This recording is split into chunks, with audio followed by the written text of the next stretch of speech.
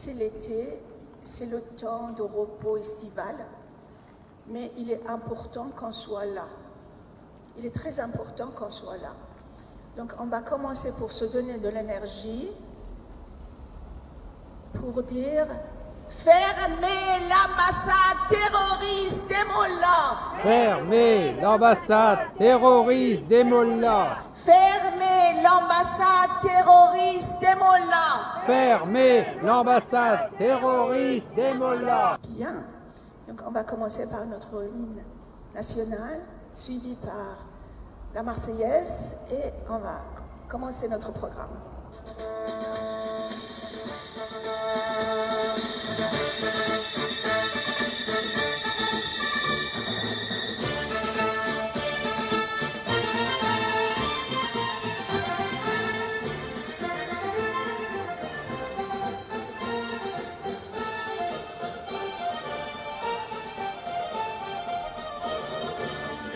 ایران هی مرز پرگوهر، ای خاکت سرچشمه هنر، دور است و اندیشه بدان، آینده ما کجا بدان.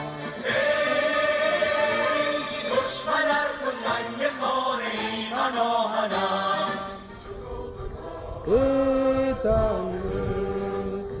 contre nous de la tyrannie, l'étendard sanglant élevé, l'étendard sanglant élevé.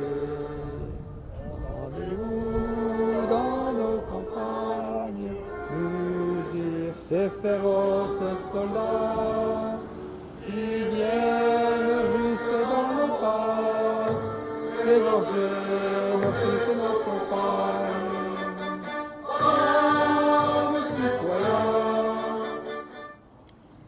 D'abord, quelques nouvelles. Vous savez que le 27 et le 28 août, il va y avoir l'université d'été de laboratoire de la République. Et compte tenu que d'abord c'est un programme qui est intéressant, c'est pour la 3e fois que j'y vais, mais également laboratoire de la République, le président, c'est Jean-Michel Blanquer. Et Jean-Michel Blanquer est notre parrain de comité de soutien. Donc il était tout à fait logique que pour le soutenir également, qu'on aille là-bas, enfin, il y a quelques-uns qui ont pris des décisions. Quant à moi, on m'a donné 5 minutes, carte blanche pour parler de l'Iran. Ce que, par rapport au parterre des personnalités qui sont là, c'est un honneur, et deux, il est extrêmement important qu'on fasse entendre la voix des Iraniens sans voix dans cette affaire. Donc, il y a plusieurs personnes qui ont décidé de venir, ils ont acheté les billets, ils ont booké l'hôtel, et en tant que les Français qui nous soutient, il y a Annie Sougier, comme l'année dernière, qui vient, mais pas nécessairement pour nous soutenir, parce qu'elle a été invitée pour parler de la laïcité. Et puis, il y a Albert Jean, que j'ai connu là-bas l'année dernière, à partir duquel on a tissé l'amitié, et puis il nous fait l'amitié et la conviction maintenant de venir chaque semaine et de nous soutenir. Voilà. Donc, aujourd'hui, Cyrus a fait, qui est parmi les personnes qui vient, Cyrus a proposé qu'on fasse en sommet dans un t-shirt, on sera vêtu dans un t-shirt qui est imprimé avec notre héros qui est Hamid Mahdavi. Donc, si c'est une idée qui convient à tout le monde, ben, il faut que chacun qui veut porter le t-shirt finance et que rapidement que ça se fasse. Mais auparavant, moi je vais avertir Jean-Michel Blanquer pour avoir son autorisation qu'on vient, parce que ce que j'ai proposé, c'est qu'il y a 3 personnes qui vont avoir la carte blanche, une de Tunisie, une de la Syrie, et moi. J'ai demandé que moi, j'intervienne en dernier pour que, après, ceux et celles qui sont là viennent, près, ça va se faire dans un théâtre, viens, et puis on se met en rang pour montrer notre solidarité et le remerciement à Jean-Michel. Et en même temps, c'est une occasion qu'on voit qu'on est venu nombreux parce qu'on a besoin de soutien pour l'Iran. Voilà pour cette affaire-là. Vous vous rapprochez pour celles qui veulent terminer avec ça. Et puis aujourd'hui, on va. C'est pas parce qu'on n'est pas nombreux que j'ai pas préparé des textes. La semaine dernière était l'anniversaire d'assassinat de Feridun Farrokhzad. Monsieur Khorsand y était. Il y a plus en plus de monde qui vont aller en Allemagne parce qu'il a été assassiné par le régime de façon incroyable en entrant chez lui comme ami et il préparait de pastèques et avec le couteau qu'il leur a offert pour pastèque, il a coupé la pastèque et qu'ils l'ont mis en morceaux. Voilà.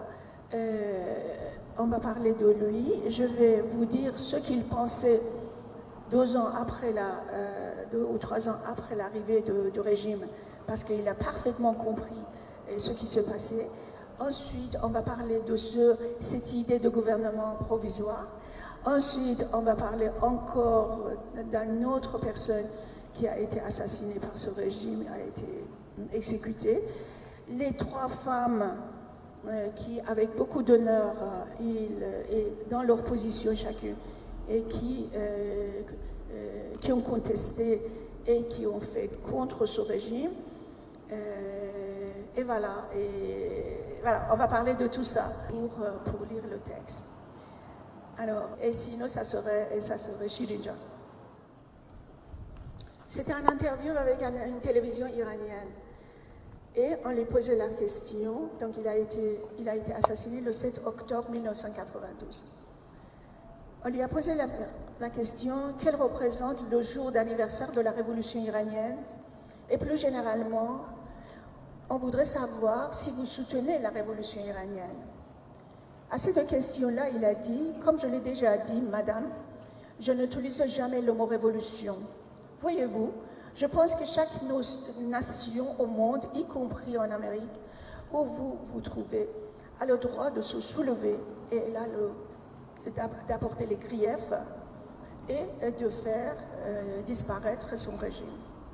Mais aucune nation au monde n'est jamais levée pour défendre des droits et des libertés fondamentaux et a pris la hache pour anéantir son propre pays et son propre peuple. Nous n'avons pas le droit de profaner la tombe de Ferdowsi, notre poète qui a, pendant 30 ans, il a refait naître tout ce qui est l'apologie de personne et sa civilisation. De profaner la tombe de Ferdowsi simplement parce qu'un policier, par exemple, n'a donné un coup à l'oreille du jour. Un jour. Nous n'avons pas le droit de faire sauter la tombe de Ferdowsi simplement parce que j'ai été renvoyé de la télévision iranienne. Parce qu'il était, en effet, il travaillait pendant des années avant la révolution iranienne. Dans la télé, il a été viré. Malheureusement, nous avons trop souvent mélangé nos problèmes personnels et les affaires nationales. Nous avons agi de telle sorte que nous avons détruit notre parti, notre drapeau, notre nationalité, notre langue, notre culture, notre honneur, nos vies et nos biens. Et ensuite, nous prétendons nous savoir que cela allait arriver, que nous avons commis une erreur. Je vais être très simple, madame. J'affirme que je ne savais pas, alors que j'ai raison. J'étais artiste. Je n'ai jamais dit à personne que j'étais homme politique. Je ne suis jamais descendue dans la rue. Je n'ai participé à aucune réunion. Je n'ai pas manifesté. Je suis restée chez moi. Il parle du moment qu'il y a eu la révolution. Je suis restée chez moi. Mais j'ai vu ce qui allait se produire. Mais le docteur Sanjabi, mais Dr Bozalgon, mais M. Fourouhar, peuvent-ils vraiment me dire aujourd'hui, en toute honnêteté, que nous ne savions pas ce qui allait arriver? S'il y en aurait, pourquoi pour chaque question, il allait à Paris poser la question afin d'avoir l'acceptation de poste qu'on lui a proposé, par exemple, lorsque le Shah d'Iran a proposé à Sanjabi de devenir son premier ministre. Or, Sanjabi, il était opposé au Shah d'Iran pendant des années. Pourquoi demander systématiquement la permission de Khomeini pour chaque répondre? Il aurait dû savoir ce qui allait arriver à la nation iranienne. Mais comme je n'ai pas fait venir Khomeini, mais est-ce que c'est moi qui ai fait venir Khomeini? Les Sanjabi et tous ces gens-là qui le font venir. Mais je n'ai non plus pris la peine de faire exploser la télévision parce que je n'étais pas contente qu'on m'a viré. Or, ce Front National, de nombreux groupes d'opposition, les Fereidoun Khalaj, les Moudjahidines de peuple, les Toudés, eux, les islamistes ont fait de l'Iran, ils l'ont détruit et ensuite ils prétendent avoir agi ainsi pour rendre la nation ses droits perdus à l'époque du Shah. Pour conclure, je poserai simplement la question, l'exécution de masse de la nation iranienne à la prison d'Evin et la perte de toute liberté individuelle de société, et ce que signifie que la femme doit s'habiller comme des bêtes et que les hommes doivent être sales. Est-ce que cela signifie que des milliers d'enfants meurent sur les mines antipersonnelles? Est-ce que cela signifie que tout a été détruit, que plus personne ne possède rien, qu'on ignore ce qui allait arriver et qu'est-ce qui va arriver à nos vies? Est-ce que le fruit d'une révolution populaire, un soulèvement populaire pour bâtir une vie meilleure, c'est ça? Si nous n'avons pas une vie si noble autrefois, aujourd'hui, alors que cette vie a été transformée en Bej de Zahra, c'est-à-dire le cimetière en Iran. Qui oserait venir me dire au nom d'un intellectuel et un artiste iranien que cela est la vie qu'on attendait? Ce n'est pas la vie, c'est la mort lente d'une société. Sachez qu'aucune nation au monde n'accepte le déshonneur de la mort sans réagir, laissant son gouvernement et par conséquent la culture, la richesse nationale entre les mains de la classe la plus inculte que ce soit. Si notre nation parvient à se lever une fois, comme vous le dites, comme certains le prétendent, elle se soulèvera ou 2 fois et même 100 fois. Par conséquent, en particulier parce que nous sommes engagés en politique maintenant, aujourd'hui. Or, j'étais simplement un artiste.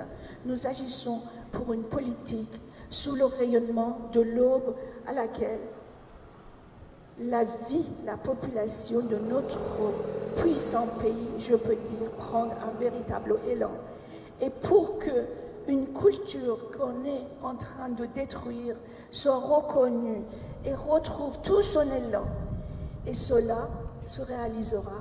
Ferdowsi n'a pas dit sans raison, j'ai enduré bien des souffrances durant ces 30 années, mais pour le sceau persan que je redonnais vie aux Perses.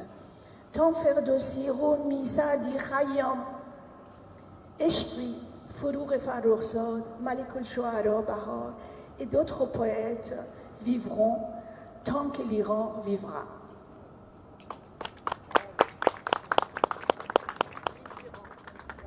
Je dois vous confier, c'est un secret que vous garderez bien, vous ne répéterez à personne, j'ai le sentiment que je ne risque pas grand-chose à lire des textes que vous choisissez. J'ai l'impression que tout au contraire. Le monde, en imposant la République islamique sur nous, nous humilie et nous pille. Hormis Israël, aucun pays n'a de problème avec la République islamique. Même l'opposition qu'on nous présente, dont la plupart sont en apparence même compromis, nous humilie. Depuis que le prince a commencé à raviver un peu la confiance et la dignité des Iraniens pour qu'un Iranien en exil n'ait plus honte de dire « je suis iranien », on s'en est pris à lui aussi. Vous êtes assis sur une mer de richesses et pourtant vous êtes pauvres. Armés jusqu'aux dents, on vous dit que ceux qui ne veulent pas se taire s'en aillent. Si vous restez et ne partez pas, ils vous tuent à petit feu. Si vous partez, on vous dit en ricanant « Si tu as le courage, reviens !» Ou bien « Vous qui êtes partis, qu'avez-vous à faire de l'Iran? Si vous étiez sincère, vous seriez restés. » Pour que vous vous taisiez, pour que les Iraniens restés sur place soient plus facilement tués, maltraités, ou pour que vous reveniez afin qu'on vous tue, qu'on vous emprisonne. Comme dans les récits les plus exagérés, ils sont le mal absolu. Et le monde, le vaste monde, ces relais persanophones de ce mal absolu, ils adorent diffuser l'image de la foule pieds nus, de l'Arbaène vêtue de noir, couverte de poussière, dormant à même le sol, se bousculant pour un repas. C'est leur image idéale de l'Iran.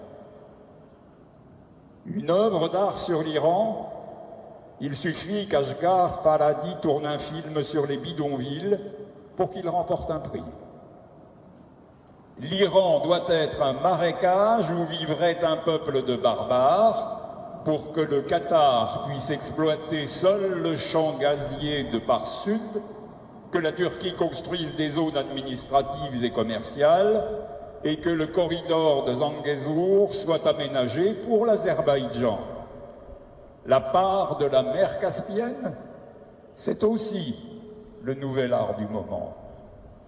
Mais l'essentiel, la cause palestinienne, elle aussi, est maintenue en permanence comme une épée de Damoclès au-dessus d'Israël au nom de l'axe de la résistance, tandis que son coût est financé par l'exploitation par la République des ressources de l'Iran.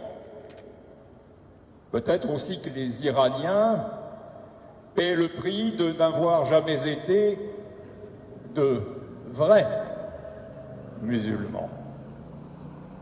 Nous sommes épuisés par cette situation, épuisés par ce colonialisme enturbané.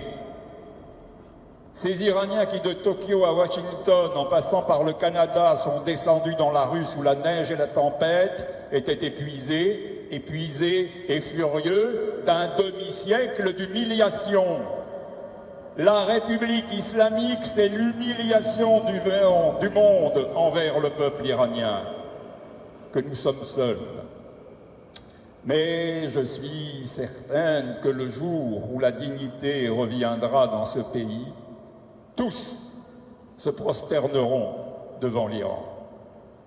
La République islamique est une construction occidentale destinée à la colonisation et à l'infiltration des systèmes nationaux, et la République islamique, c'est l'Iran colonisé depuis 1400 ans.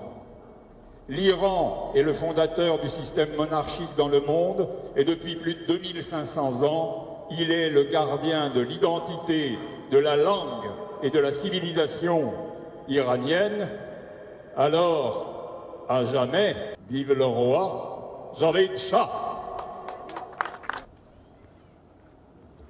Merci Claude, encore être avec nous. Merci de ton soutien. Merci. Avec vous aujourd'hui, avec vous hier, avec vous demain, bien sûr, jusqu'à la libération du peuple iranien. Et Fahimé ne m'en voudra pas, vous non plus j'espère, mais j'ai toujours mon petit mot personnel à rajouter. Je pense que le peuple iranien se bat, avec lui d'autres peuples également, et que vraiment nous avons intérêt en ce moment à faire connaître ce qui se passe partout dans le monde quand les peuples sont au premier rang pour leur liberté. On vient de faire une soirée Soudan, on va faire une soirée Afghanistan, mais partout ailleurs, bien sûr, il y a des gens et des sociétés qui sont bien. Ce n'est pas toujours le cas en Occident, c'est vrai. C'est d'ailleurs pourquoi, mais Fahimé ne m'en voudra pas, je ne chante pas pour l'instant la Marseillaise, dont les paroles d'ailleurs seraient à revoir, entre parenthèses. Voilà, et donc j'ai envie de le faire partager. Voilà, je veux le dire, parce que, y compris, tu ne m'en voudras pas, Fahimé, mais je pense qu'on a intérêt aussi à avoir des échanges. Mais il n'y a pas que Israël qui défend l'Iran. Je le dis en ce moment parce que c'est très dur pour les États-Unis et pour ceux qui défendent aussi l'Iran. Donc, je vais bien lire ton texte, évidemment. Hein. Notre génération sortira l'Iran de sous les décombres de la République islamique, même si une part de notre passé doit s'en trouver brisée. Chaque jour, quelque chose nous est arraché. Une amitié, une relation, une croyance, un souvenir, un symbole, une chanson, une équipe, une occasion. Chaque fois que quelque chose s'effondre, une partie de notre propre passé s'effondre avec elle. C'est comme si nous étions en train de nous fragmenter, morceau par morceau. Cela fait mal. Un être humain n'est pas seulement chair et os, un être humain est mémoire, et quand sa mémoire se fragmente, cela fait mal. Mais une question se pose. Tous ces fragments qui se détachent de nous étaient-ils vraiment des nôtres? Peut-être que la réalité est exactement inverse. Peut-être que ce qui, ces jours-ci, se détache de nous n'est pas vraiment un morceau de nous-mêmes. Peut-être sommes-nous en train d'ôter des choses qu'on nous a collées depuis près d'un demi-siècle en nous disant « c'est toi ça ». La République islamique n'a pas seulement occupé les rues, les universités, l'économie, elle s'est emparée de notre mémoire, elle a changé le calendrier, fabriqué des occasions, confisqué les symboles, créé des héros et des anti-héros, vidé les concepts et les mots de leur sens et tenté d'imposer dans les esprits sa propre définition de ce que signifie être iranien. Ce qui s'effondre aujourd'hui n'est peut-être qu'une pellicule qu'on avait posée sur notre identité. Laissons-la s'effondrer. Laissons certains visages disparaître de notre mémoire. Laissons mourir certains sens falsifiés. Même si cela fait mal, ce que la République islamique a cousu sur le corps de l'Iran doit être décousu point par point. Parfois, on croit qu'il ne reste plus rien de soi ni de son passé, mais sous ces ruines, un Iran vivant subsiste et il faut aller le chercher. C'est peut-être là l'une des grandes responsabilités de notre génération, repousser la culture d'occupation et redonner à la culture iranienne sa place au cœur de notre vie. Derrière nous se trouvent des siècles de mémoire. Nowrouz, Yalda, le Shalnameh, la musique, la danse, la poésie, les chants, les fêtes et la couleur de l'amour de vivre. Nous devons nous retrouver nous-mêmes, non pas pour revenir en arrière, mais pour comprendre ce que nous devons emporter du passé vers l'avenir et ce que doit rester enseveli ici, sous ces mêmes décombres. Parfois, il faut se détacher de quelque chose que l'on a cru toute sa vie, faire partie de soi, mais c'est peut-être la seule façon de sortir de cet enfer, séparer ce qui nous a été imposé de ce qui nous appartient réellement. Le devoir et la responsabilité de notre génération ne serait-il pas de sortir l'Iran, morceau par morceau, sens par sens, souvenir par souvenir, de dessous les décombres de la République islamique? Annie, ma chère Annie, merci mille fois. Je sais que la chaleur t'importune, Mais mille merci pour être présent chaque fois.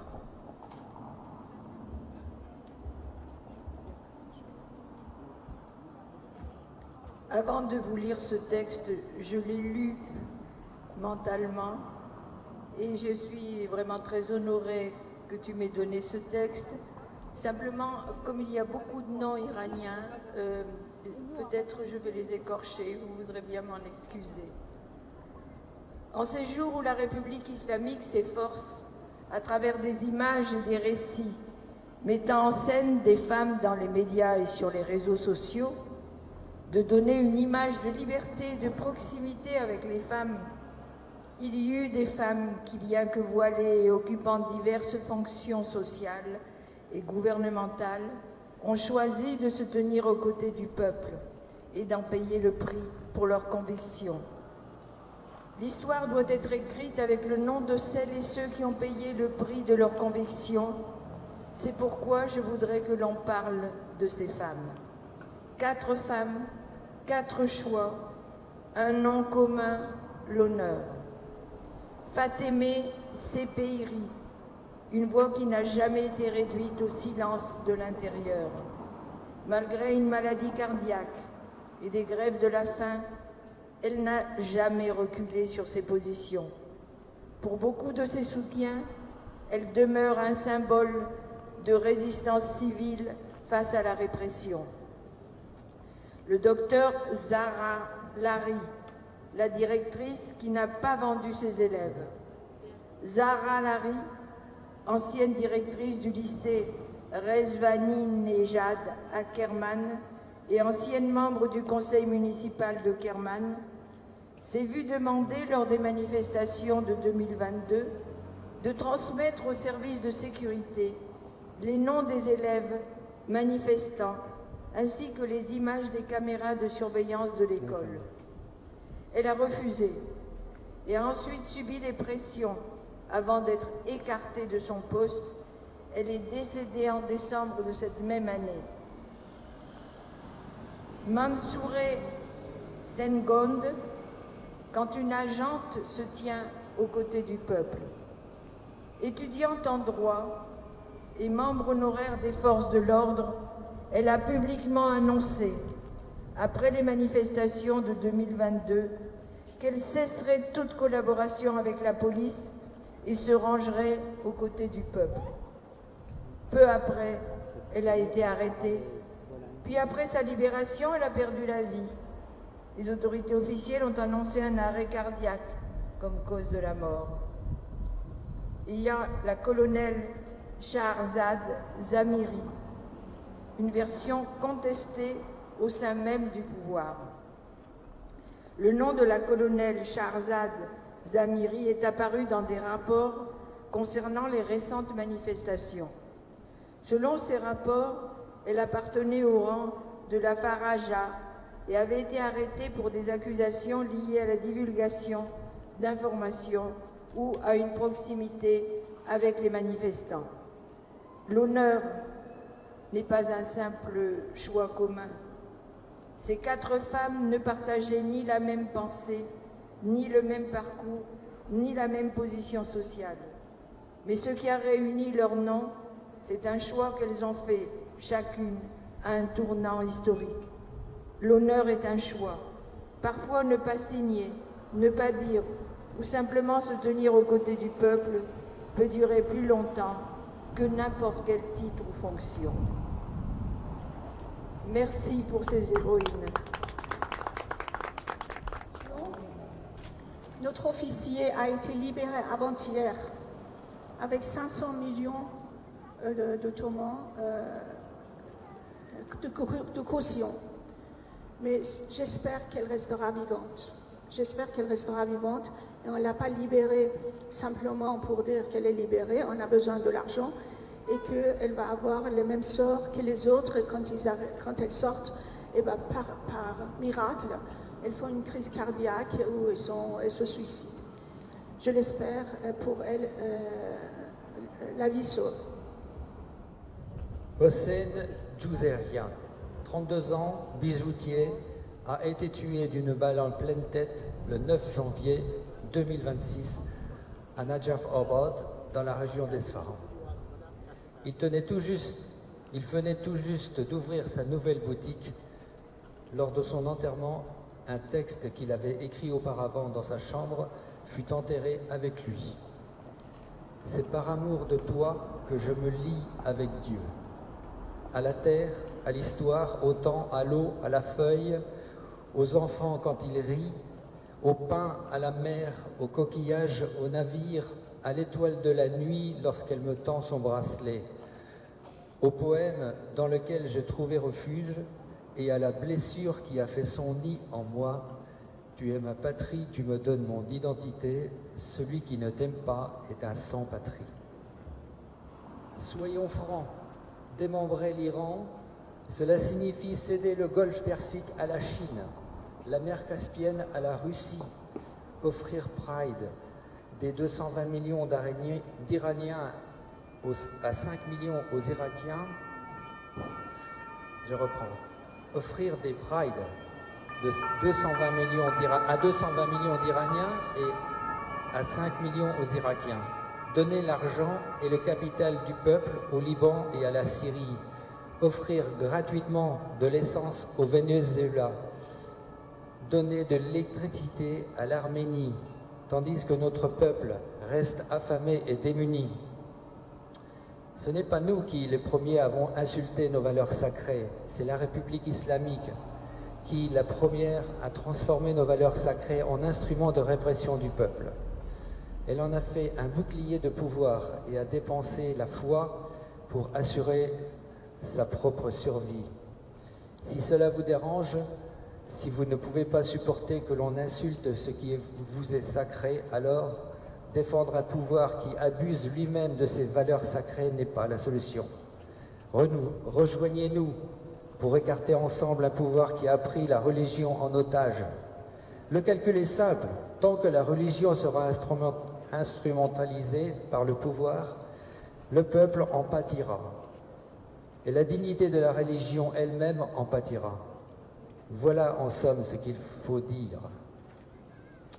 Vous avez bâti un pays où vous-même ne voulez pas passer votre retraite, où vous ne voulez pas que vos enfants poursuivent leurs études, où vous ne voulez pas fonder une famille, où vous n'achetez pas la layette de votre nouveau-né localement, où vous ne conduisez pas les voitures qui y sont fabriquées, où vous ne vous rendez pas dans les hôpitaux publics. Quel est donc le rapport entre vous et nous? Vous, les représentants légitimes de Dieu, et nous, ces humbles serviteurs éprouvés par le sort. Je vous ai promis de parler de ce projet de gouvernement en exil. Je pense que également, c'est à chacun de nous qu'on est en phase avec et derrière le prince Reza Pahlavi d'en parler. Sinon, ça va rester encore une action, une théorie, et ça ne va pas se réaliser. Qu'est-ce que c'est un gouvernement en exil? C'est un gouvernement qui revendique être le représentant légitime d'un pays, mais qui, en raison d'une occupation, d'un coup d'État ou d'installation d'un autre pouvoir, n'est plus en mesure d'administrer son propre territoire. Ce gouvernement opère généralement depuis l'étranger, tout en cherchant à organiser l'opposition, à établir des relations avec d'autres États, à proposer un programme pour la période de transition et à se préserver la légitimité politique. Comment se forme un gouvernement en exil? Pour qu'un gouvernement en exil soit efficace, il a généralement besoin de plusieurs éléments. Un leadership clair, identifié, une structure exécutive, un programme, le soutien d'une partie de la population et des liens avec la communauté internationale. Sans ces éléments, un gouvernement en exil demeure davantage un symbole politique qu'une institution réellement opérante. Et ce point est extrêmement important. Exemple historique, l'histoire offre plusieurs exemples de gouvernements en exil. Le gouvernement polonais à Londres pendant la Seconde Guerre mondiale, la France libre dirigée par Général de Gaulle, le gouvernement koweïtien pendant l'occupation par l'Irak, ou encore le gouvernement tibétain en exil.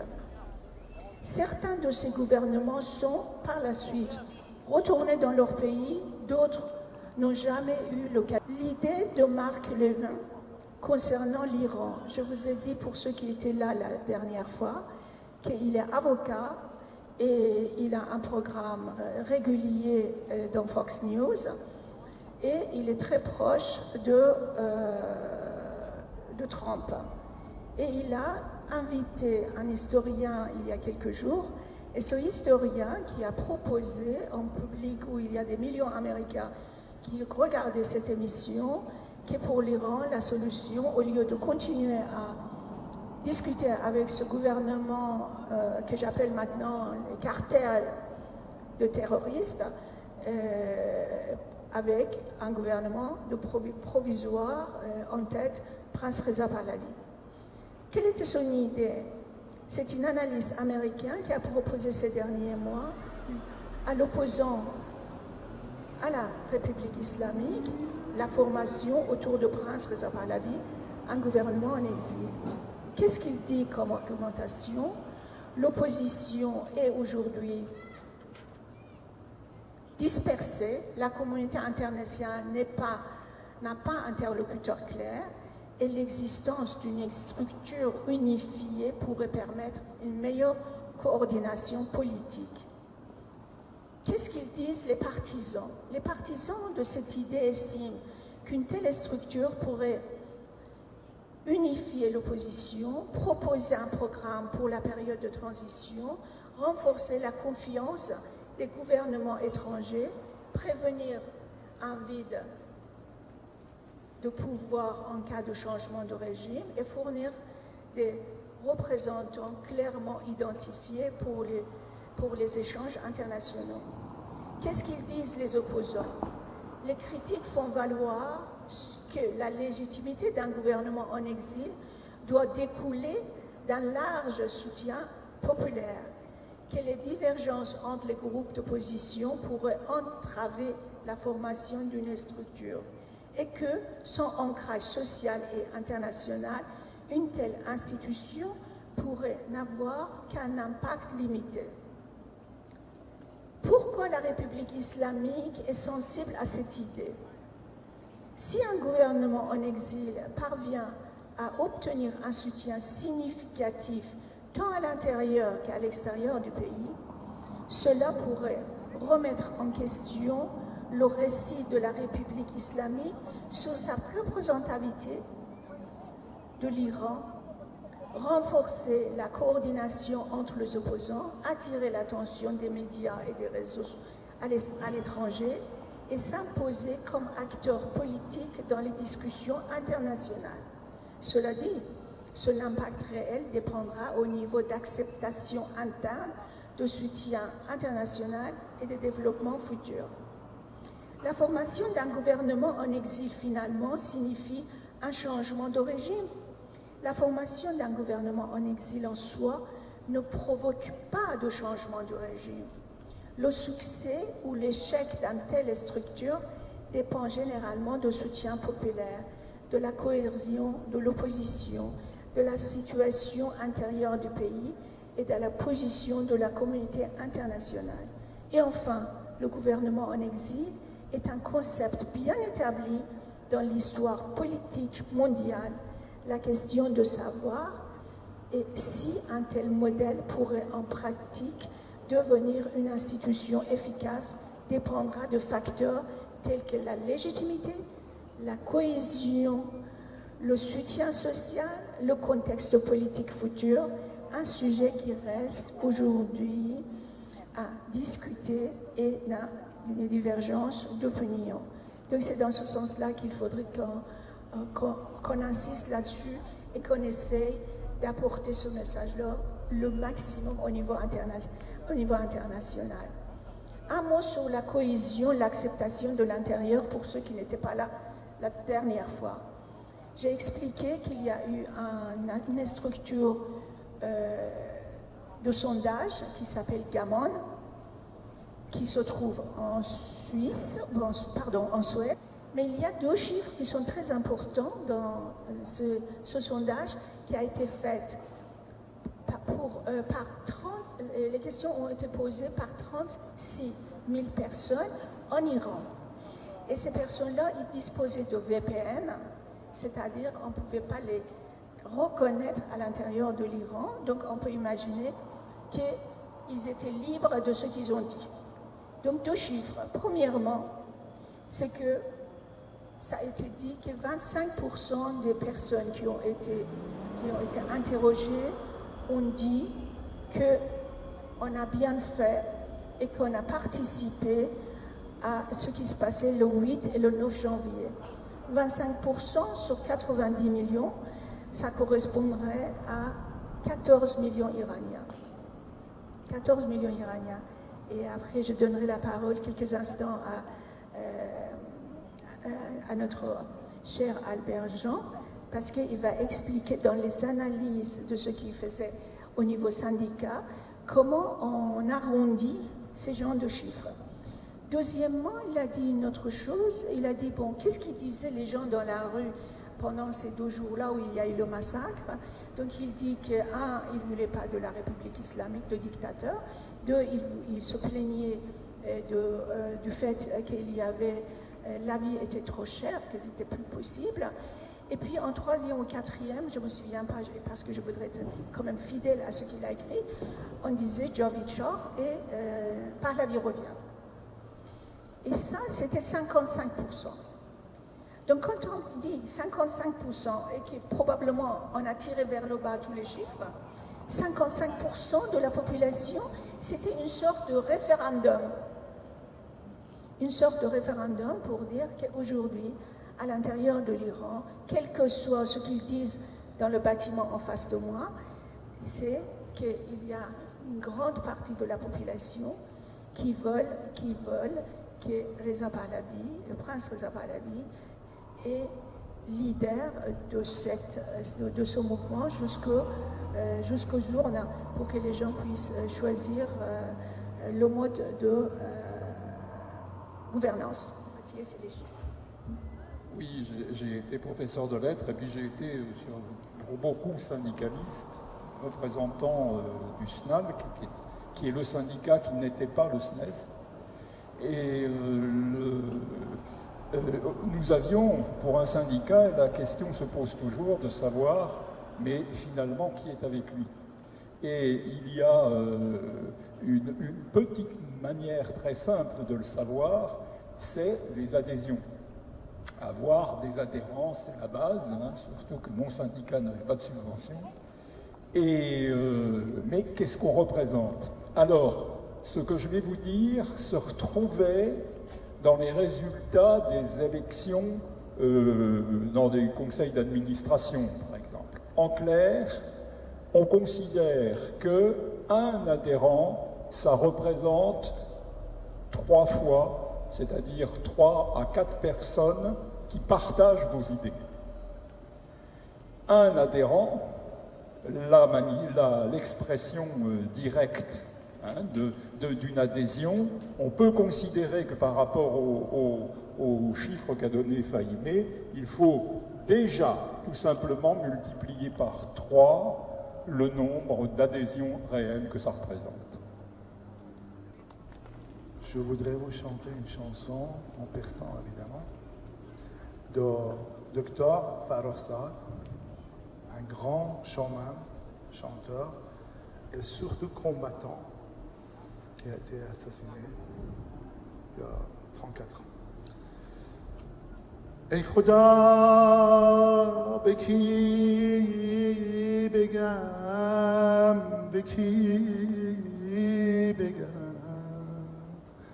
که داره تنهایی آبم میکنه حیف من زندونی غم بمونم غم داره خون خرابم میکنه غم داره خون خرابم میکنه کی میاد و کی میاد اون که چشاش واسه من شب رو چراغون بکنه دست گرمشو تو دستام بذاره خلوت دستامو بیرون بکنه خلوت دستامو بیرون بکنه نمیخوام دیوونه تنها باشم دیوونه هم دم دیوونه میخوام نمیخوام دیوونه تنها باشم دیوونه هم دم دیوونه میخواد دیوونه هم دم دیوونه میخواد ای خدا به کی بگم به کی بگم که داره تنهایی آبم میکنه حیف من زندونی غم بمونم غم داره خون خرابم میکنه غم داره خون خرابم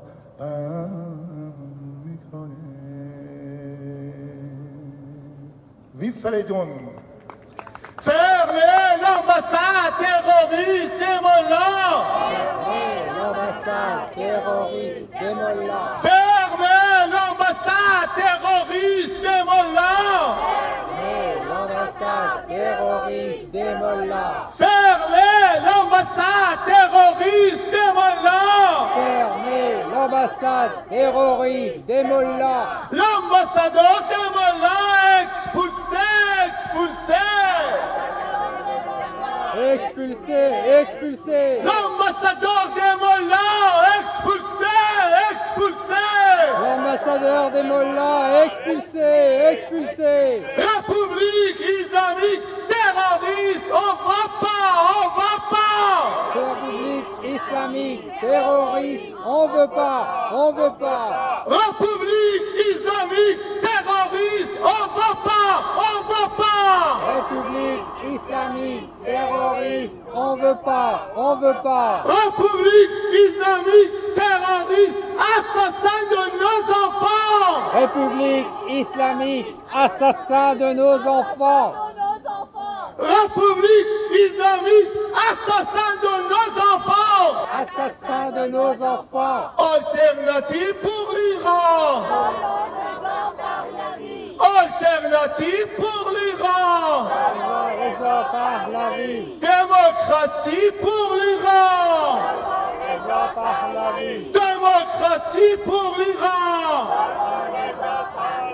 Laïcité pour l'Iran.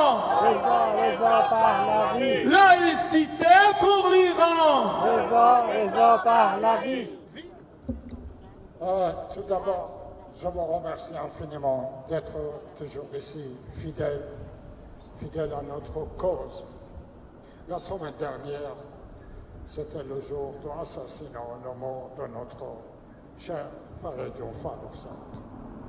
Nous avions eu une relation familiale avec cher Faridou, ainsi que sa sœur.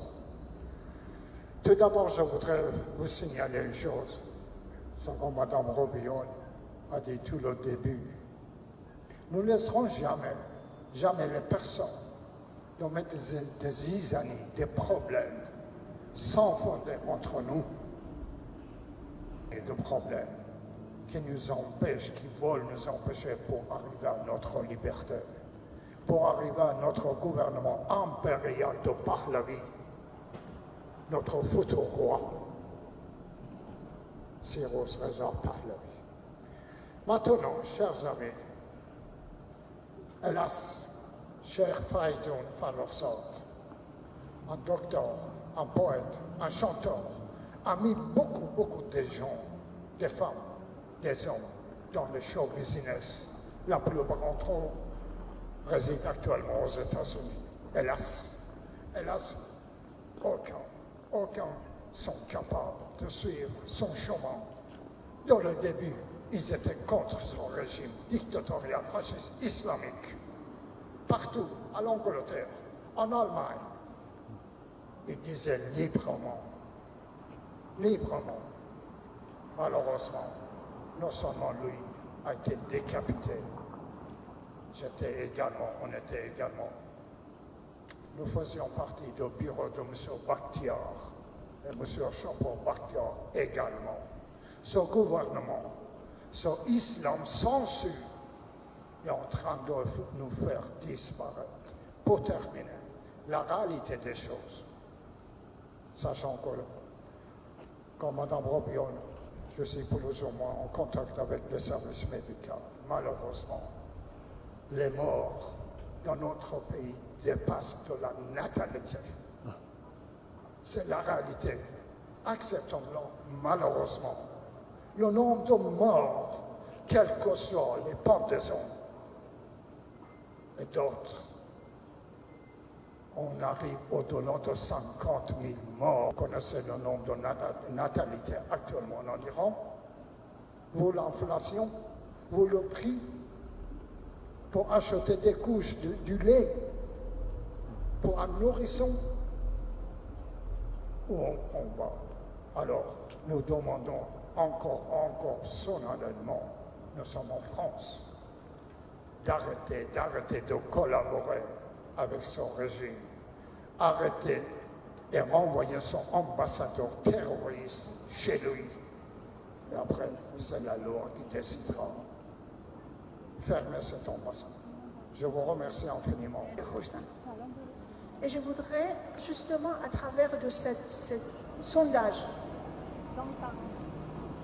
qu'on refuse de donner le chiffre. À partir du moment qu'on accepte qu'il y avait 14 millions de personnes dans la rue, ils étaient dans 120 villes, ils étaient en famille. Les vidéos montrent qu'ils étaient collés les uns contre les autres et on les a tués avec des balles de guerre, avec les snipers sur les toits.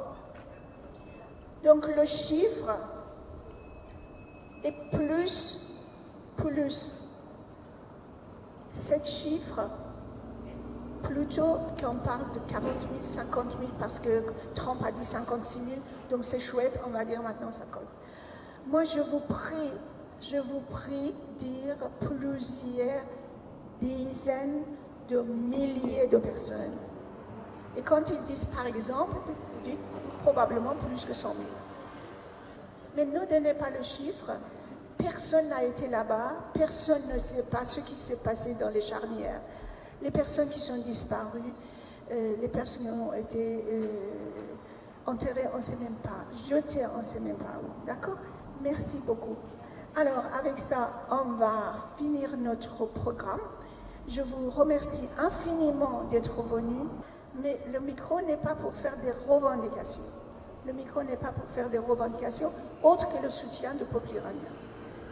Autre que le soutien du peuple iranien, et puis d'être opposé au régime, et puis essayer de faire entendre cette voix qui dit « Fermez l'ambassade terroriste des mollahs !» Fermez l'ambassade terroriste des mollahs ! Fermez l'ambassade l'ambassade terroriste des mollahs. Fermez l'ambassade terroriste des mollahs. Et ça, c'était pour la route. Et puis, on va finir par l'hymne national et la Marseillaise.